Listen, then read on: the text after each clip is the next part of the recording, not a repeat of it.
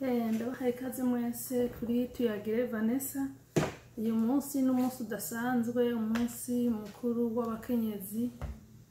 Abakenyezi dufise agaciro kadasanzwe, rero uyu munsi nashatse yuko ndawuhimbaza nkawuhimbazanya namwe mwese.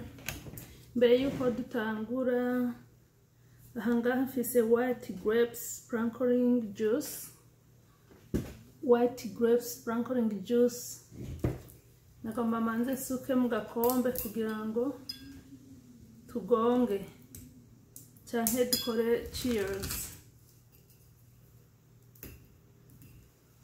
Kuri uyu munsi rero hari ivyo tugiye kuyaga, kuko murabizi neza nk'abakenyezi tuba ubuzima bwacu n'ubuzima butandukanye n'ubw'abagabo.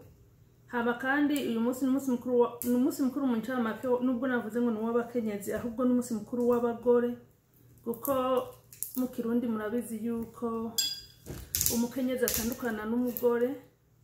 Umugore n'igitsina gore, umuntu wari wese aba ari umugore, naho yoba akivutse kwifishi bandika ngo ni umugore, ntibashirako ngo ni umwana ngo ni umukobwa, bandika ati ni igitsina gore. Rero uyu n'umunsi w'abantu bose b'abagore.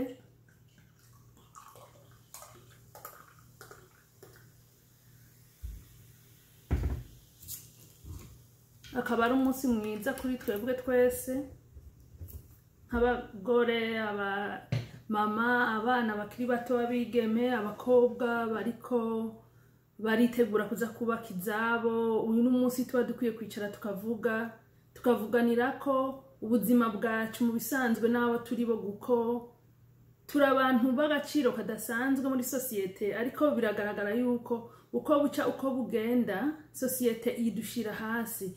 Ariko natwe ubwacu tubifisemo uruhara, ntidushobora kuvuga ngo abadushira hasi n'abagabo, oya. Societe idushira hasi ni societe twebwe nyene turera, nitwe turera iyo societe. Ubu rero dukwiye kuvugana uburyo isosiyete abana bakura bazi akamaro k'umukenyezi, yaba umwana w'umuhungu yaba umwana w'umukobwa akura azi akamaro k'umukenyezi. Ariko natwe abagore, abakira abakobwa bakamenya akamaro kabo, natwebwe tumaze kubaka ingo zacu tukamenya akamaro kazo. Ubwo rero imbere ko ntangura, nashaka dukore cheers canke gonga, aho twizihiza umunsi mukuru w'abakenyezi. Abakenyezi mwese mu nyumva, ndabipfurije umunsi mwiza, murakoze.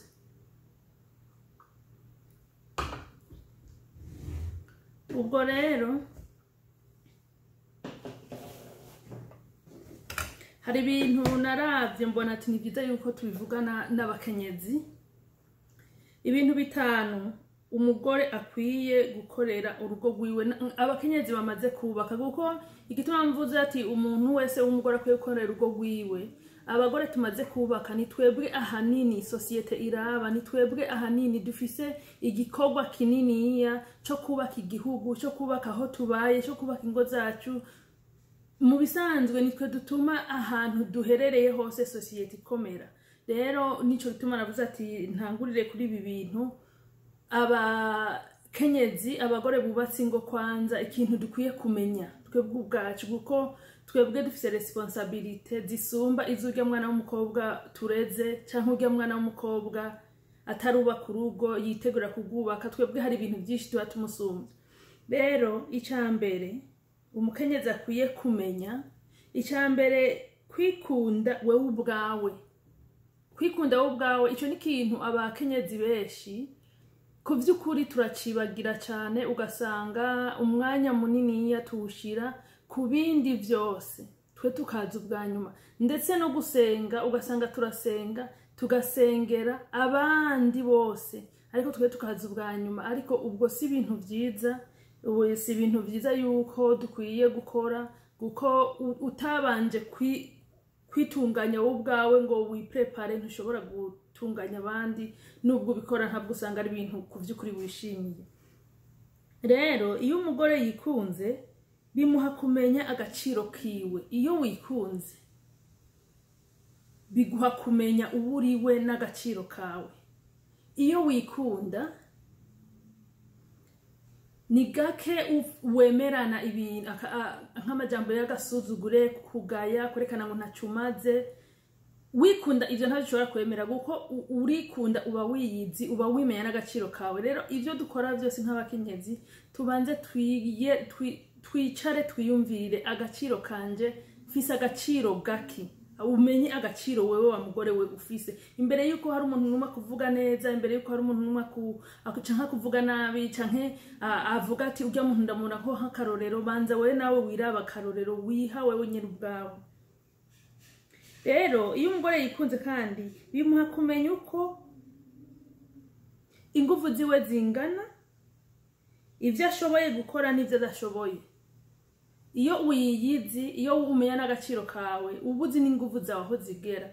Mvuze ingufu simvuze ngo ingufu zo guterura ibintu, nizo zirimo, ariko mba mvuze uburyo upanga ibintu vyawe, ibintu byose ukora uba wiyizi neza ati aha naha naha ndashoboye, aha sinshoboye. Bimuha kumenya uko ubwenge bwiwe bungana. Societe ifata umugore, na cyane cyane societe ya Afrika, igomba kwerekana yuko abagore n'abantu second hand, n'abantu bazi ubwa nyuma atakintu. Ariko birya babikora kubera ko twebwe nyene ubwacu hariho ukuntu twishize hasi, twishira hasi twebwe nyene ubwacu. Abana bacu b'abakobwa tuvyaye akaba ariko tubashira hasi, hanyuma societe igaca ikura itubona uko kubera ari byo twigeze, kandi dufise uburenganzira bwo kubihindura bigahinduka.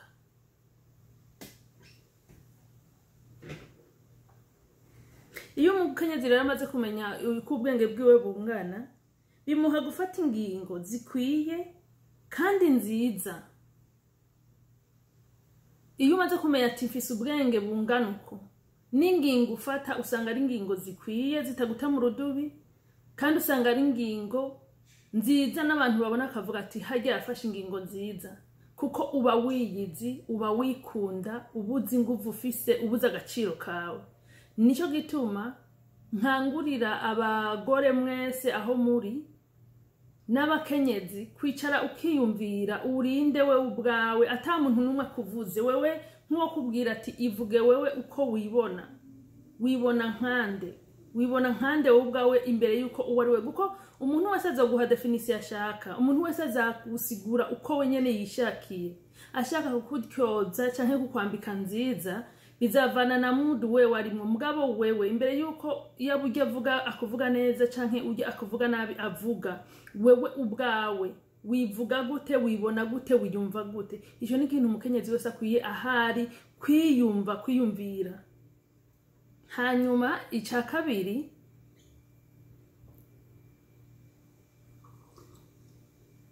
cheers. Ica kabiri, gukunda umugabo. Barundi kazi, gukunda umugabo ni definition bahinduye, bayizana mu bundi buryo, bayizana mu buryo butandukanye ku vy'ukuri nico gukunda gisigura.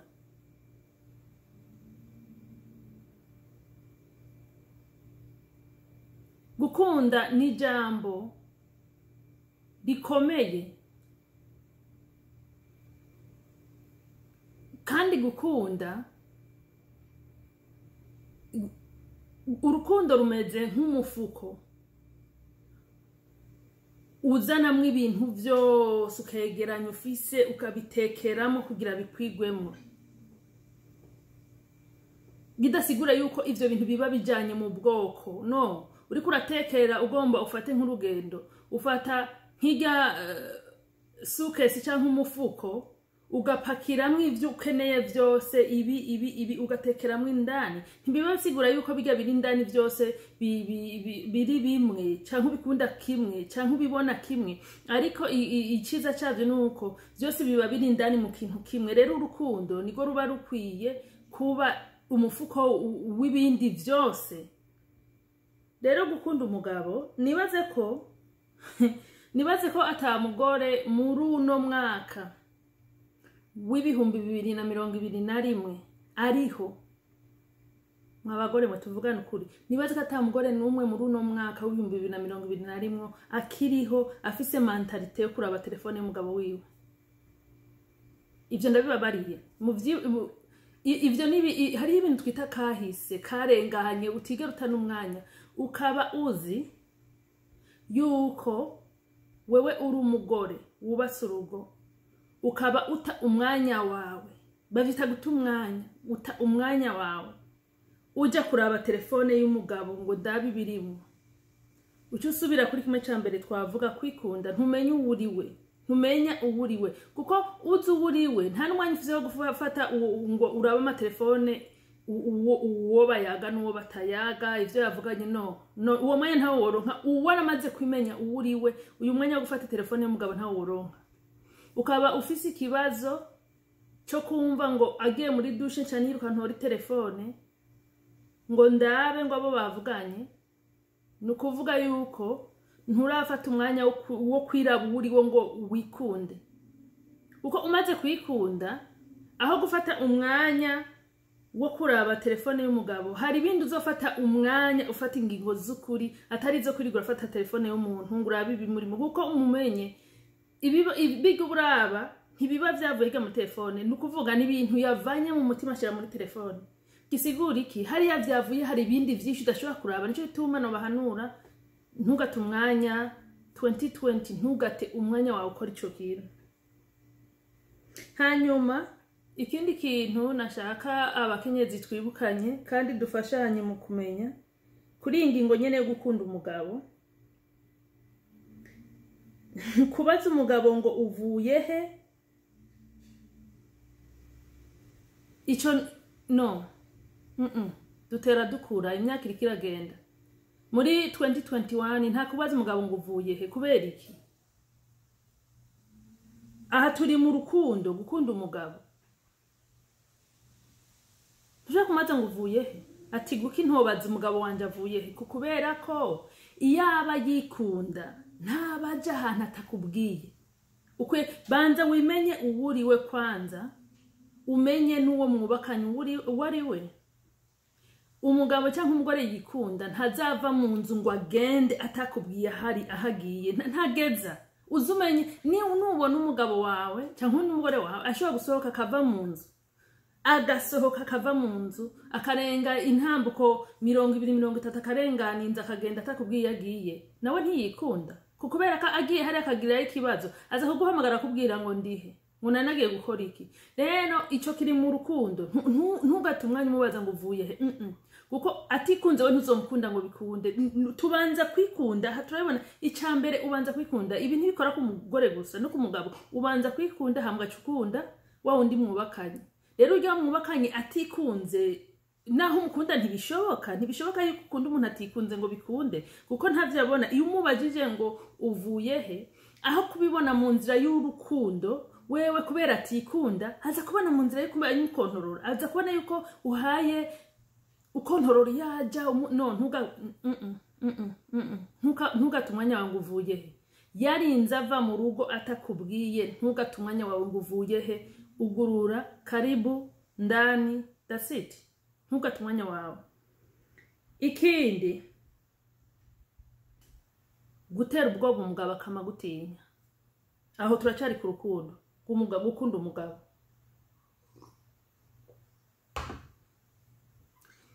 gutera ubwoba umugabo akamagutinya ugasanga umugabo ari mu bandi abwiye abagabo nkawe ngo reka ntahenga umugore aranyica umugore arakwica cyane umugabo arakwica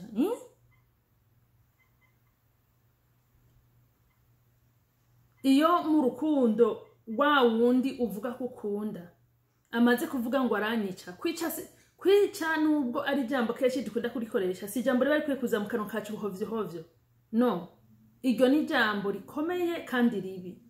Rero iyo uwo mwubakanye amaze kwiyumvamo mu mutima ngo aranyica aho ibintu babigeze ku rwego rwa kure biba bigeze ku rwego rwa kure. Rero muri uyu mwaka mwabakenyezi bubatse ingo ntugatere ubwoba uwo mwubakanye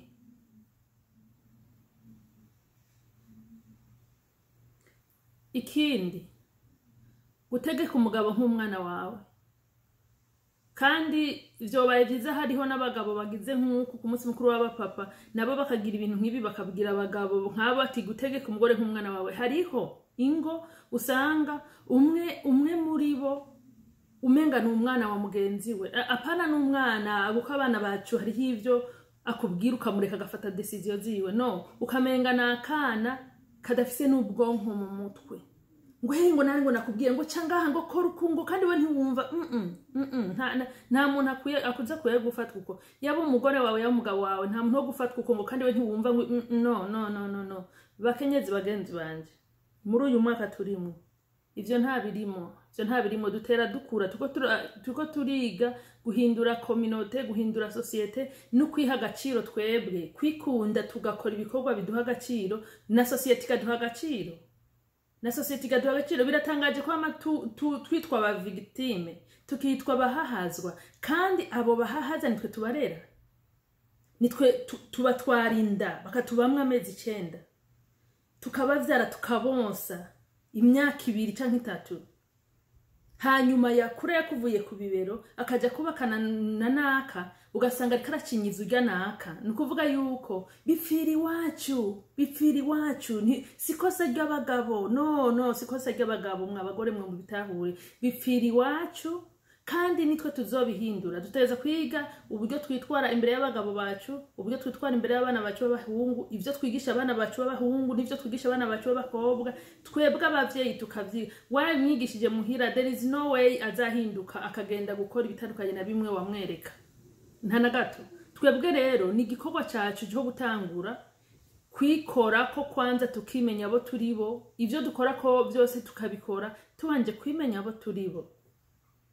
Ubwo rero gutegeka umugabo nk'umwana wawe nico nta kirimo kabisa, nta kirimo nta na gatoyi. Ndetse no gutegeka umugore nk'umwana wawe cyo nta kirimo, kuko muba muri abantu mwese mukuze kandi mwese mufise ubwenge, kandi iyo umwe wese yisuzumye akamenya uwari we, nta n'umwanya noneho woronka ukwirirwa urafata umwanya wawe utegeka uwundi muntu akuze nk'ukumenga n'umwana. Hariho ico bitakumvikana, hakaba nico bitagutegeka, gutegeka gusuzuguritse. Ndiko ndavuga ko yagutegeka gusuzuguritse aho usanga umwe mu bubakanya afata mugenzi we nk'ukumenga nta kintu na kimwe ashoboye, ni ngombwa bwirwe nk'umwana bijya.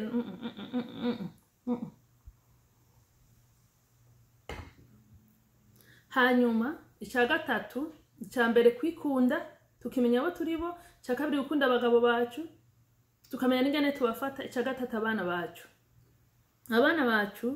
Abana bose barangana, umuhungu n'umukobwa warinze bavyara barangana, uwuvutse akomeye n'uwuvutse ari kimuga, abana barangana. Ico kintu abavyeyi benshi babanze baciyumvire kandi baciyemeze. Ntuzohindura societe, ntuzovuga ngo abagabo baraturenganya, no, niwe wabigize muhira, niwe weretse umuhungu wawe ko asumba mushikiwe, kandi niyakura azakwerekana bari abagore mu masosiyete yagendera yuko abasumba, kukubera ari we wakuze ubimwereka. Abana barangana, n'uruhara rwacu rwo kwerekana yuko abana bangana. Ubwo rero kukubera ko abana bangana, ntihakagire uwo wereka ko ukunda kurusha abandi.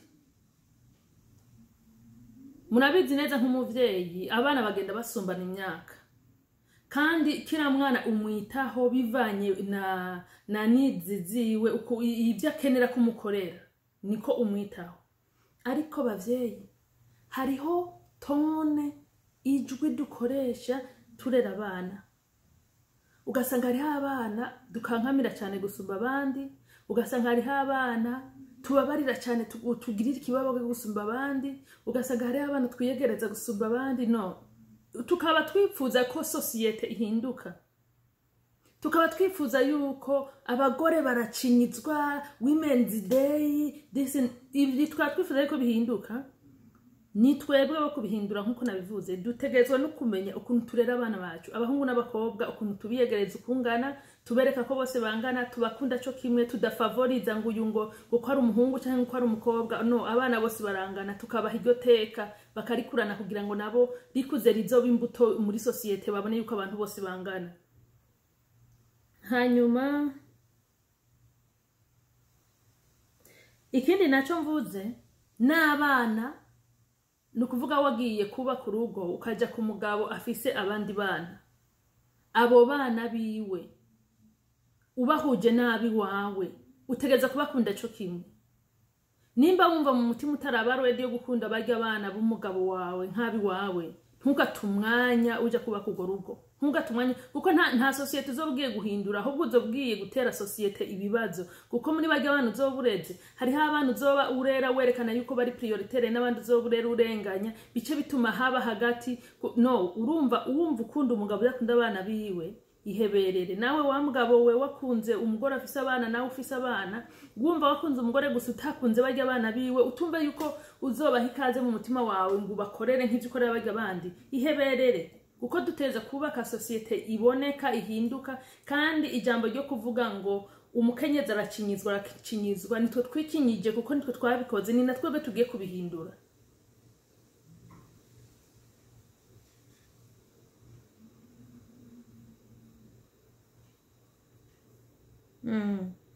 Hama kubikogwa, aha turacari kubana nyene. Kubikogwa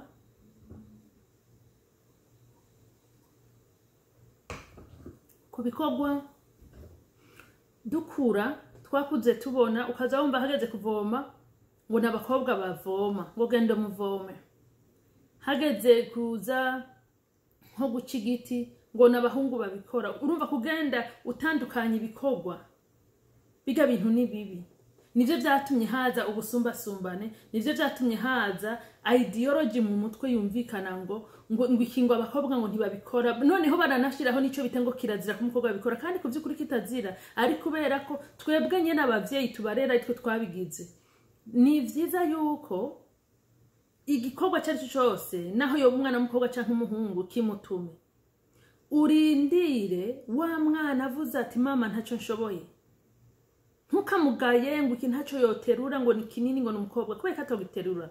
Guterura intore y'ubugari yo ntayishobora n'ibindi, no, arashoboye. Ahubwo nitwe tubashira hasi. Abana b'abakobwa twebwe abavyeyi tubarera nitwe tubashira hasi, ni ikosa giwacu, sikosa gijya societe, kuko wamureze ukamuha za nguvu agakura yumva yuko afise inguvu mu mutwe no mu mubiri, azakora muri societe kujya nyene. Nitwe tubashira hasi. Bavyeyi twige guha inguvu abana bacu b'abakobwa kugira ngo bakuze bareke kuboneka nk'aba victime. Iyo utuma abana ibikogwa, ntukavuge ngo abantu ngo uyu bakora ibintu, bareke bose bakore, kugeza aho wa wundi nimba n'umukobwa nimba n'umuhungu atakakwegera akakubwira ati mama jewe ntavyo noshobora, ucuvuga okay reka tureke ubya wundi abikora bishoboye. Muga kuvuga ngo ntavyo ashoboye atanuka uramubwira ngo kora turabe basi ko bishoboye, niho ubu busumbasumbane bwaje bugenda busumbana n'abahungu bace bakura bishiramwe ati oh abakobwa ntibashoboye. Kubera iki? Wewe nyina wabo niwe wavyerekanye, wareze abana b'abakobwa n'abahungu ukura werekana ngo abakobwa ibintu ntavyo bashobora, abahungu nabo babishoboye. Nawe wese w'abana woba warashizemo uruhara, ariko kenshi ndabishira ku bagore guko twe nitwe tuba 90% tuba turi kumwe n'abandi gihe kinini. Noneho hageze muri societe ubu turakuze dufatwa nk'abadashoboye, tukaje tutangura ngwe ngo baraturenganya. No byavuye iwacu byose, byavuye iwacu, kandi twe dutegeza kubihindura. Nitwe dutegeza kuzana iyo mpinduka tubihereye. Nta nuko bizasaba ko turinda kuja ngo hehe, no, tuzabihera mu ngo zacu. Abana bacu ivyo bakora babikora bose, abana bavyo bakora babikora bose. Twe nk'ubu corona itarugagwa, fise abana b'abahungu n'abakobwa bose bagenda gukina soka, uryo mupira w'amaguru. Abakobwa baje gukina umupira w'amaguru mu itimu y'abakobwa, ariko batoya bo mbere bari bacanganya abahungu n'abakobwa bakinana umupira w'amaguru. Nukuvuga hari iminsi mu ndwi nahora nama n'abatwaye bakaja gukina umupira w'amaguru.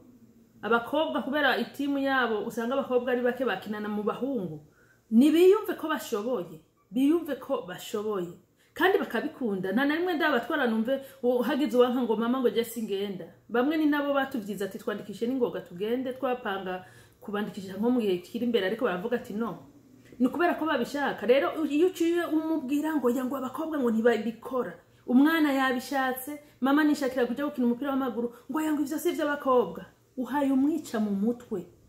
Niya kura societe kamubwira ati ivyo ntubishoboye, tuzoca tuburana ngo baraturenganya. None twe twirenganije mwabadamu, twe twirenganije.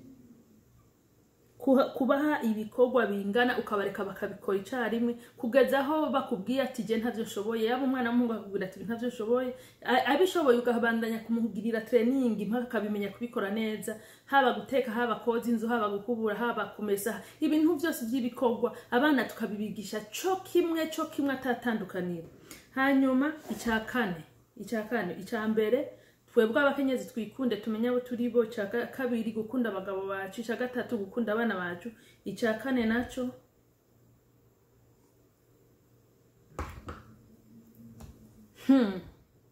isuku ku mukenyezi. Abagore twubatse ingo nimwe navuze ko uko bajya abandi bakobwa baba mu mazu yacu n'abakobwa bacu, iyo atarubaka urugo abakiri iwacu n'umwana wacu. Nico gituma nibanze ku bagore bamaze kubaka.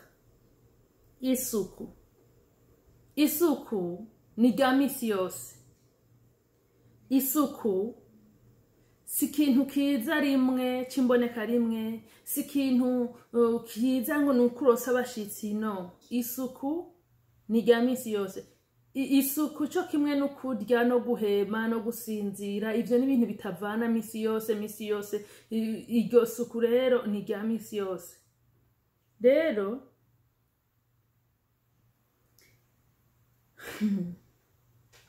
hariho abantu usanga yibuka gupanga ibintu neza mu nzu ari uko gusa aza kuronka abashitsi. Ivyo ni ibintu bibi. Na cyane cyane uzi yuko ufise n'abana. Ni ibintu bibi. Uba uri kurigisha abana yuko bidakenewe, ari ngombwa bikenerwa gusa uko abantu baje. Ivyo ni ibintu bibi. Na cyane cyane abantu turi muri diaspora tudafise abayaya, kandi ugaca usanga dufise n'ibintu byinshi mu mazu yacu. Gukora isuku ari ukuronka abashitsi, ico ni ikintu kibi. Ni ikintu kibi muri famiye, muri iyo nzu mwese murimwo, kuricisha abantu bawe umwanda. Ni n'ikintu kibi uburyo uri kurarera abana, guko n'abana b'abakobwa ufise nabo bazohora bakora isuku ariko barosa umushitsi. Ico ni ikintu kibi, ni ikintu nta mugore n'umwe akwiye kugikora. Nuko witwararika isuku, ugakora ibishoboka byose, ugakora isuku mu rugo rwawe rishoboka ribaho. Gukora isuku iyo uri kurabagaburira ubishaka bagira amagara meza, no gukora isuku naco nico kimwe uri kurabikora kugira ngo baronke amagara meza. Guko wabagaburiye ariko ivyombo ukabita muri sinki bikarara muri sinki, hariho abantu barazi ivyombo muri sinki canke bikamara kabiri muri sinki, aho naho ntubuzi amabakteri uri kurakuriza hajya ahantu bashobora kugwara ndetse bakanafa.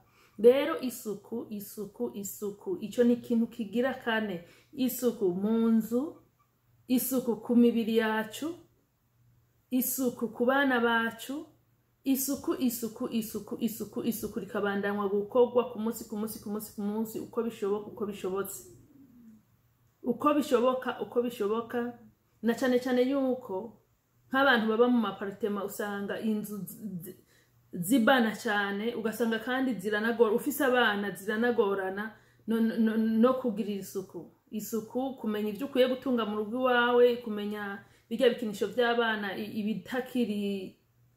ibitajana n'imyaka yabo ukabikuraho, ibyo ubona ata kintu bibigisha mu mutwe bakinisha gusa ukabikuraho, ariko kamenya yuko ku by'ukuri isuku ugitaho. Guteka, hariho abateka neza ari uko baronka abashitsi, nkuko nyene bakora isuku ariko baronka abashitsi, ugasanga afashe umwanya wo agateka kabisa, agateka ibintu vyiza gusa ari uko baronse abashitsi. Bijya bintu ni bibi. Jewe uji wanje ivyo nsanzwe ndya n'ivyo uzorya, mwana wa mama ntuzokwiriga urihenda ngo hari ibintu bitandukanye n'ivyo ndya misi yose uzoza iwanje kurya.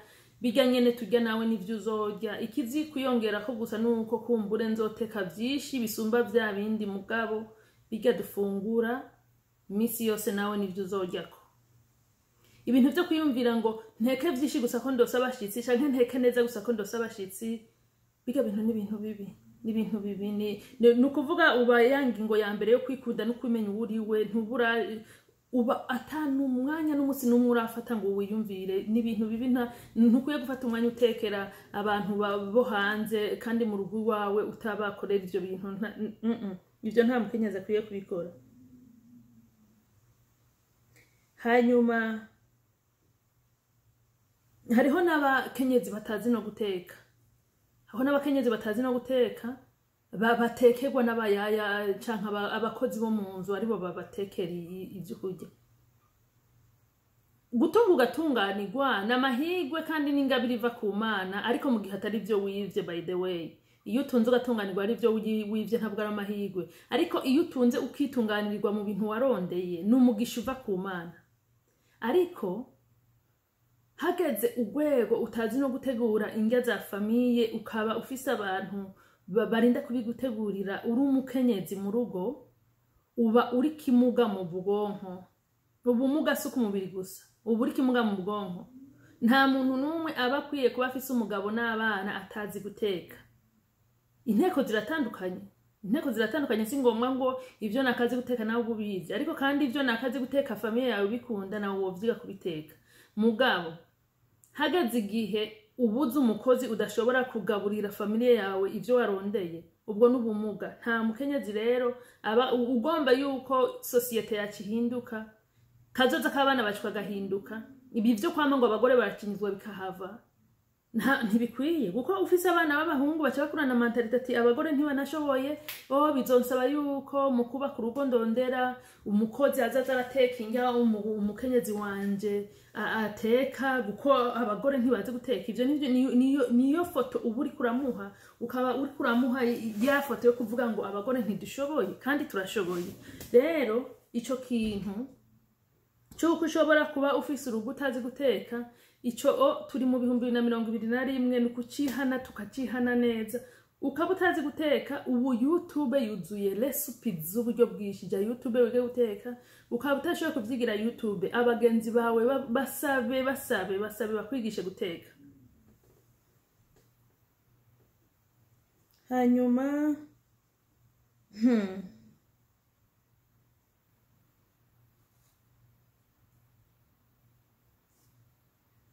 ivyo kwisuku nyene, ikintu kindi kandi benshi kuri bagifise ko ingorane na cyane cyane abantu bo muri diaspora, ni ikintu c'intuzeye, ni ikintu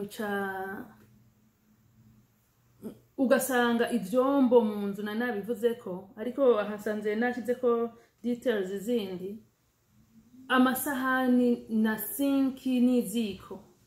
Ivyo bintu ntukwiye kubiraza mu nzu, kubiraza ko ikintu na kimwe c'ivyo kurya, kuko murazi inyenzi zirakaze ku bantu benshi, kandi urunyenzi ruriye utuntu dukeya gusa ruca rutamagi menshi. Urunyenzi rashobora kuvyara abana 1000 mu ndwi imwe.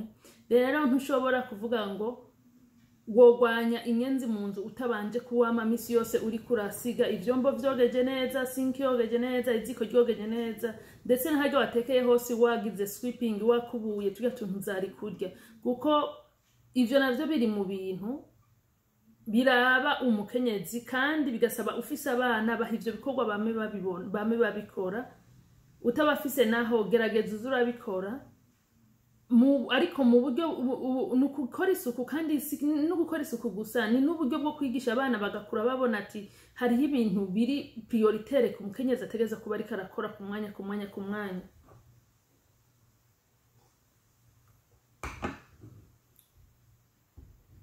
Hanyuma ica gatanu,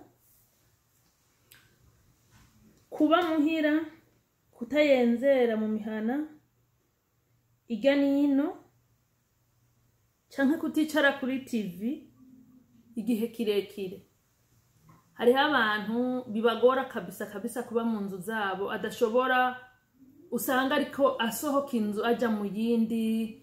Nta mukenyezi yamaze kwimenya uwari we, azi n'icarico, azi n'akazoza kabareze abo yipfuza kuba, aronka umwanya wo kwirirwa yicaye mu rugo rwa nakatakaza afise. Ntibishoboka nta na gato, yuko waramaze kuba kuruhuka kamara kuvyara. Haba hari ibintu byinshi ukora ntibinahere.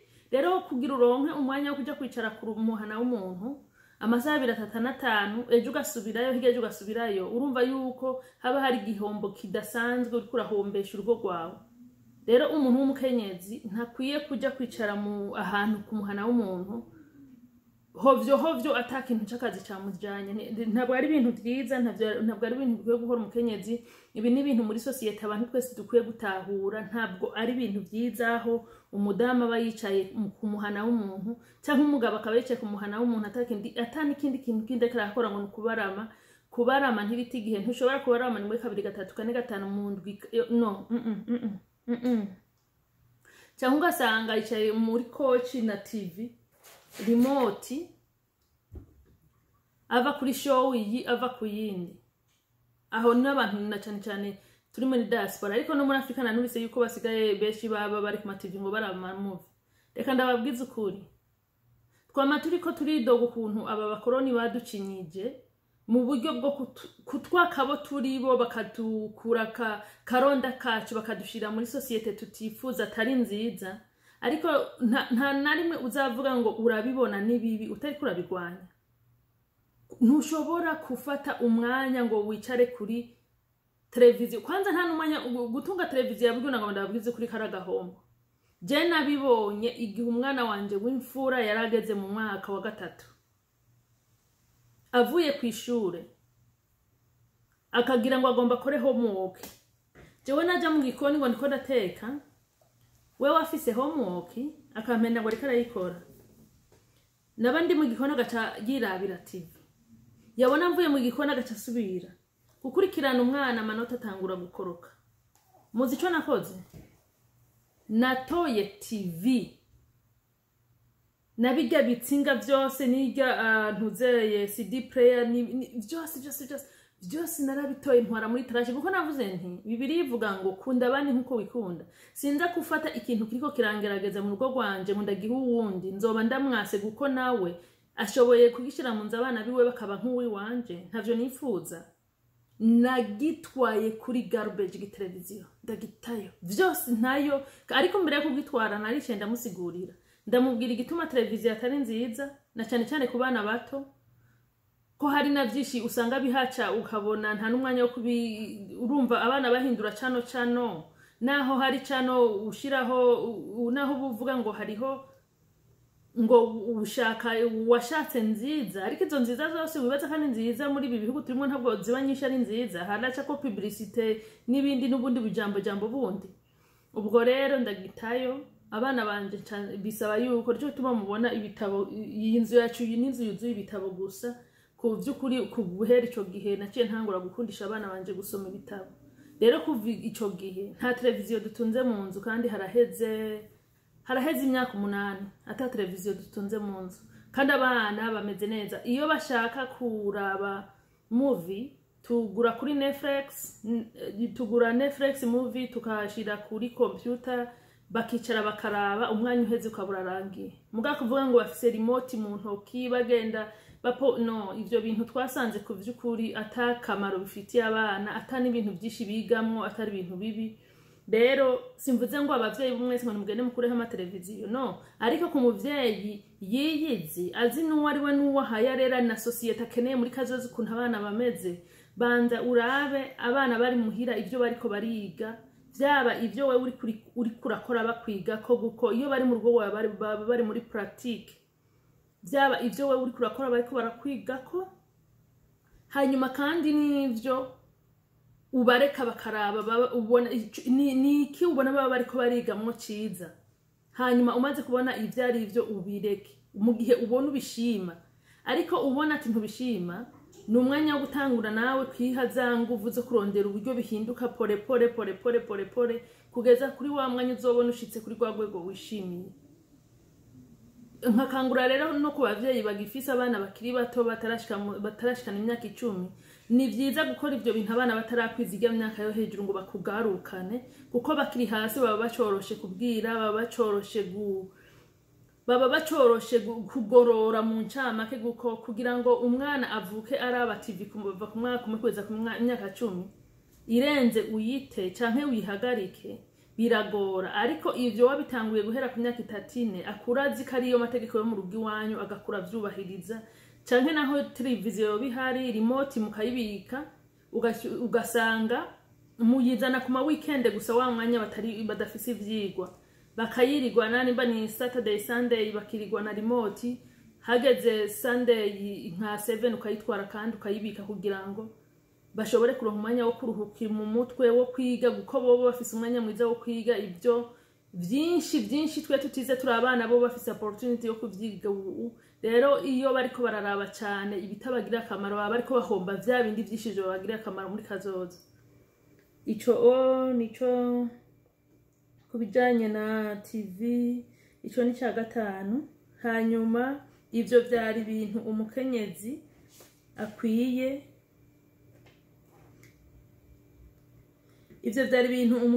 akwiye kuba ariko arakorera urugo rwiwe.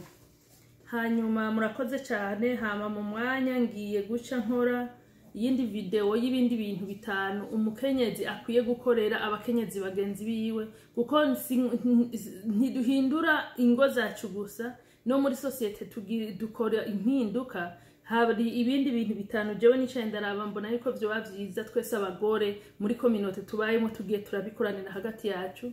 Ariko kugira ngo iyi video ntibe ndende cyane kandi sindabarambire, reka ndabasezerere ngaha kuri ibi. Hanyuma mukore share, mukore comment kandi mukore like. Murakoze.